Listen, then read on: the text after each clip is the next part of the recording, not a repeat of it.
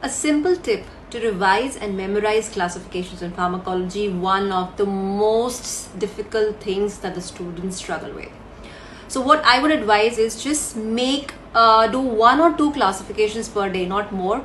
Write them on a piece of paper or a sticky, stick it next to your bed or on the table, and look at it every single day before going to bed and when you get up in the morning. Just 2 classifications in a day, I know it is not enough. So every day do 2 classifications, the next day revise the previous 2 and do 2 new. And this is the only way by which you can memorize the classifications. Remember, pharmacology is a very volatile subject. It needs to be done every day. There is no way, there is no magical trick by which you can know everything. So the key is repetition, repeated revisions, and your dedication.